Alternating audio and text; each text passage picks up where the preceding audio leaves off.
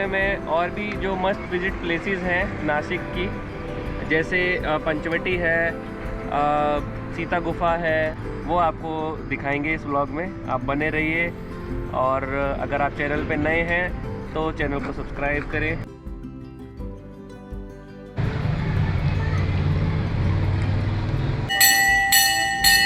ये कालाराम मंदिर है, ये भगवान श्री राम का मंदिर है। श्री राम का कृष्ण रूप यानी कि काले रूप में यहाँ पर उनकी मूर्ति है, और साथ में लक्ष्मण जी और सीता माता भी है। ये है मंदिर, कालाराम मंदिर।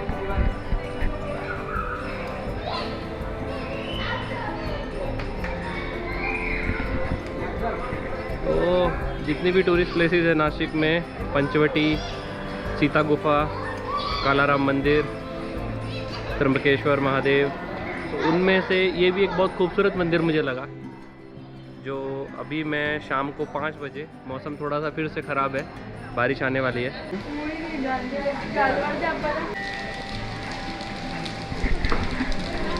और फिर बारिश शुरू हो गई है।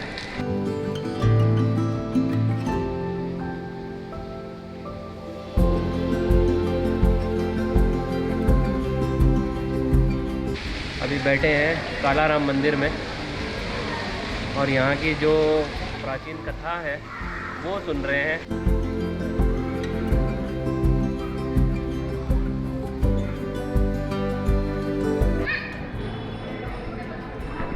थोड़ी थोड़ी यहाँ पर आरतियाँ भी चल रही है, तो काफ़ी शांति मिली यहाँ आके। अब हम चलते हैं अगले किसी दूसरे तीर्थ स्थल की तरफ।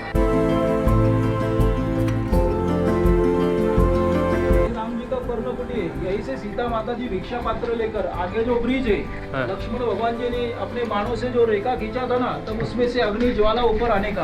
हाँ। तो जैसे ही सीता माता जी इस पर्णकुटी से निकली और उस लक्ष्मण रेखा को क्रॉस कर गई, तो उसके अंदर का जो शक्ति था वो गायब हो गया। चलो अंदर जाओ। जय श्री राम।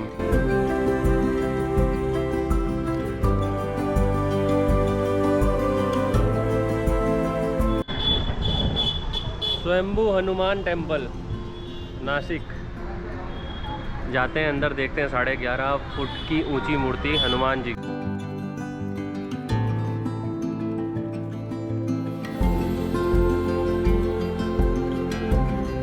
यह है लक्ष्मी नारायण मंदिर।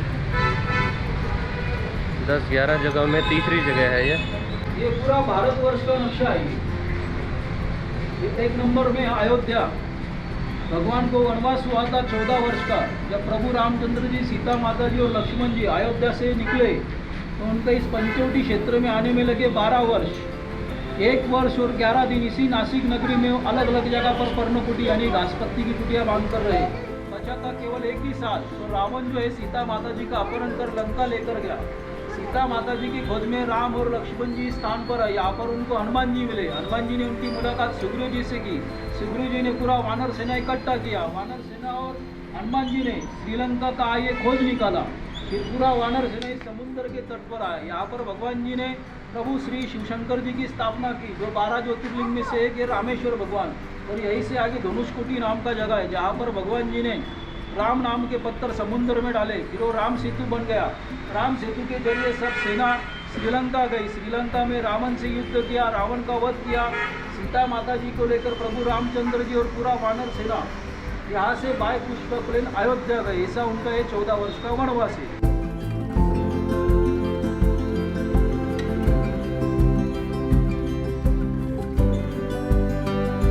और ये अभी हमारा तीसरा मंदिर था। अभी तक जितनी चीज़ें, जितनी जगह हमारे गाइड हमें बता रहे हैं नासिक शहर में, जो तपोवन के लिए ले जा रहे हैं अभी हमें, हर एक जगह का एक अलग ही मतलब, जितना हमने पढ़ा है, हमने सुना है, वो सब चीज़ें यहाँ देखने को मिल रही हैं। और बहुत अच्छा लग रहा है। ये सब एक रिवाइंड हो रहा है रामायण का मेरे सामने, कि एक एक चीज़, एक एक घटना, एक एक क्षण, एक एक पल रामायण का इन्होंने हमें दिखा भी रहे हैं और बता भी रहे हैं। ये है श्री राम की सबसे बड़ी प्रतिमा, जो 70 फुट की है।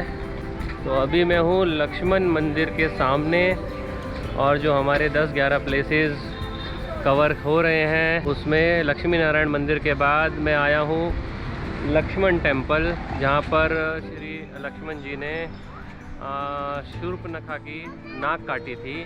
और नाक काटने की वजह से, बिकॉज नाक को संस्कृत में नासिका बोलते हैं, इस शहर का, जिस शहर का नाम पद्मनगर था, वहाँ से उसका नाम नासिक पड़ गया। ये है 70 फुट की श्री राम की प्रतिमा।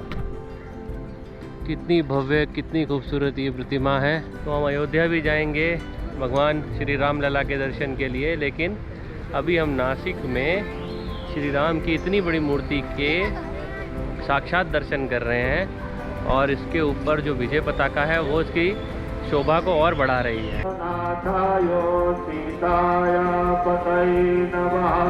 तो दोस्तों, ये है गोदावरी नदी, और इसका बहुत शांत रूप है। ये गोदावरी नदी नासिक की पहचान है। नासिक शहर गोदावरी नदी के नाम से जाना जाता है। और अभी भगवान राम की 70 फीट ऊंची मूर्ति को दर्शन करने के बाद मैं आया हूँ गोदावरी के इस पवित्र लक्ष्मण घाट के नाम से है।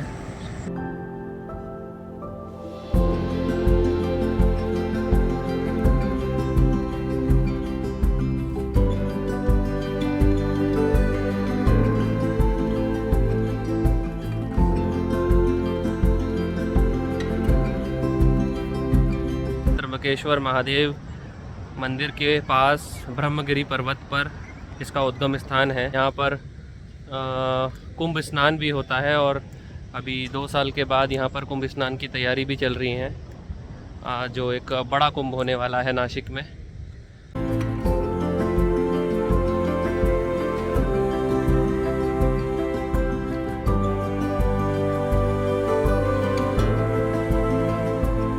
यह है गोदावरी का संगम।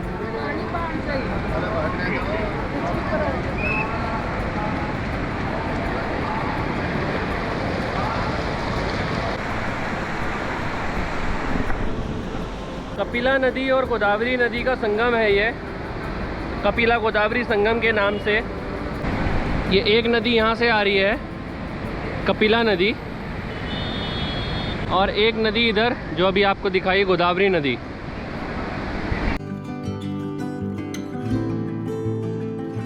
तो कितना अच्छा लग रहा है ये कपिला नदी और गोदावरी नदी का संगम। ये सब जगह देख के, जैसे मैंने अभी बताया, रामायण की कुछ यादें ताज़ा हो गई।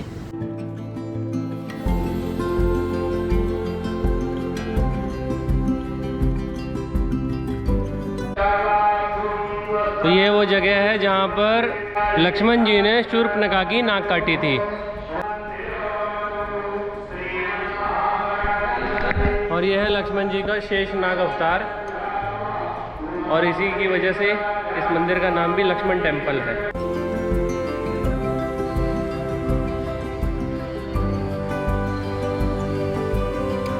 ये है संगम, गोदावरी संगम। गोदावरी नदी में शाम का बहुत अच्छा क्षण, जैसे हरिद्वार में घंटाघर है, बिल्कुल वैसा ही यहाँ पर सामने की तरफ। और ये गोदावरी का शोर सुन सकते हैं आप।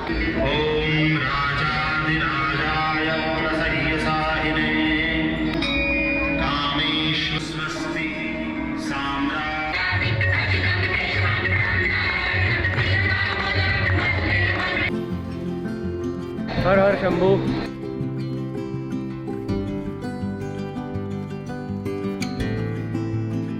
श्री राम कुंड और गोदावरी संगम के पीछे अर्धनारेश्वर मंदिर, और अर्धनारेश्वर मंदिर के पहले बहुत अच्छी आरती अभी मैंने यहाँ पर अटेंड की, और बहुत अच्छा लगा।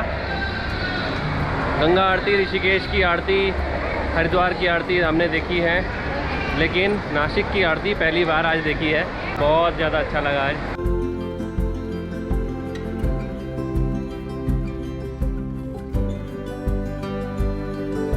ये गोरेराम मंदिर,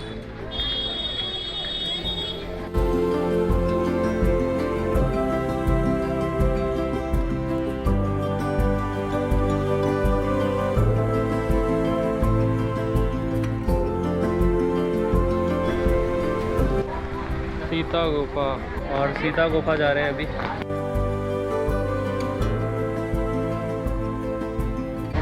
काफ़ी भीड़ है। ये सीता गुफा में जा रहे हैं। चलो, ये है सीता गुफा और अभी हम इसमें जा रहे हैं। यहाँ पर सीता माता को छुपा के रखा गया था।